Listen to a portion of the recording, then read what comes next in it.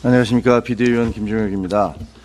여론조사를 앞세운 노골적인 여론몰이 혹은 사실상의 여론조작 의혹을 사는 조사 결과가 잇따라 발표되고 있습니다. 중앙선관위 여론조사 심의 규정의 허점을 교묘히 파고든 것입니다. 인터넷 매체 쿠키뉴스는 어제 민주당 이재명 대표에 대한 검찰 조사 신뢰 못함 57.6%, 신뢰함 39.3%, 대장동 특검 도입 찬성 61%, 반대 34.4%라는 여론조사 결과를 보도했습니다.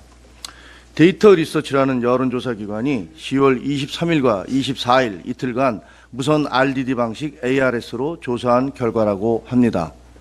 쿠키뉴스는 이를 국민 57.6% 이재명 향한 검찰 조사 못 믿겠다라는 제목으로 보도했습니다. 그런데 데이터 리서치는 중앙선관위 여론조사 심의위원회에 등록조차 되지 않은 업체입니다. 이 회사 홈페이지에는 대표의 이름도 나와 있지 않습니다. 데이터 리서치는 실제로는 여심의회에 등록된 여론조사 기관인 한길리서치 홍모 소장이 운영하는 것이라고 합니다.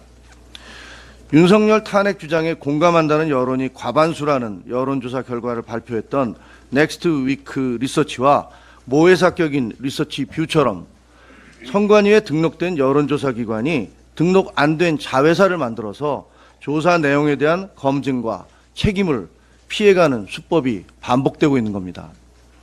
데이터 리서치는 1000명의 국민을 상대로 조사했다고 주장합니다. 하지만 데이터 리서치가 올린 자료에는 조사 대상 1000명의 성별, 연령별, 지역별 분포만 나와 있을 뿐 실제로 몇 명을 조사했다는 것인지, 가중값을 어떻게 적용했다는 것인지가 전혀 적시되어 있지 않습니다.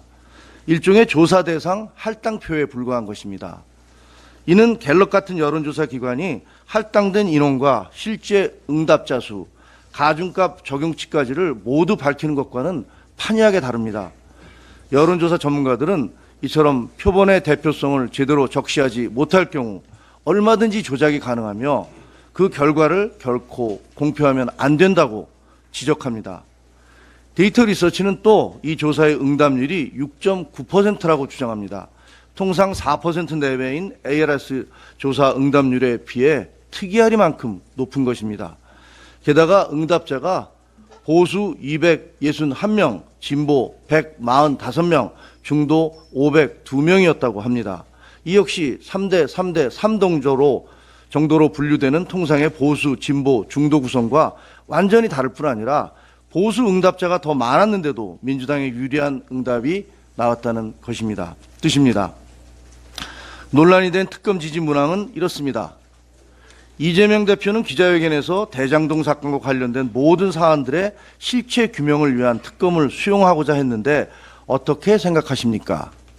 사실상 특검 이꼴 실체 규명이라는 유도성 질문을 하고 있는 것입니다. 편견이 내재되고 정치적으로 오염된 단어를 사용해 결과를 유도하고 있다는 지적이 나올 수밖에 없습니다. 여론정치는 민주주의의 뼈대이며 여론조사는 사회적 공공재에 해당합니다. 따라서 편파적이고 불공정한 여론조사는 민주주의의 근간을 허무는 중대한 범죄로 받아들여져야 합니다. 언론기관이 의도적으로든 아니든 아니면 실상을 몰라서였건 신뢰도가 의심스러운 여론조사 기관의 조사 결과를 보도할 경우 그것이 민주주의에 미치는 파괴적 영향력은 막강합니다. 여론조사가 아니라 특정 세력의 여론조사 정치를 거두는 것에 불과합니다. 선관위와 언론기관에 촉구합니다. 우선 선관위는 선거 관련 조사가 아니라 정치 현안 조사에 불과하다며 규정의 허점을 악용하는 악의적 여론몰이 방지 대책을 신속히 마련해 주시기 바랍니다. 더 이상 방치할 수 없습니다. 또 언론사들은 여심의회에 등록되지 않은 기관들의 자극적이고 무분별한 여론조사 결과 보도에 신중을 기해 주시기 바랍니다. 언론의 공적, 사회적 책임을 당부드립니다. 여론조사를 빙자한 여론몰이와 조작으로 인해 민의가 왜곡되고 대한민국의 민주주의가 병들어가고 있습니다. 이 모습을 언제까지 지켜만 보고 있어야 합니까? 이상입니다.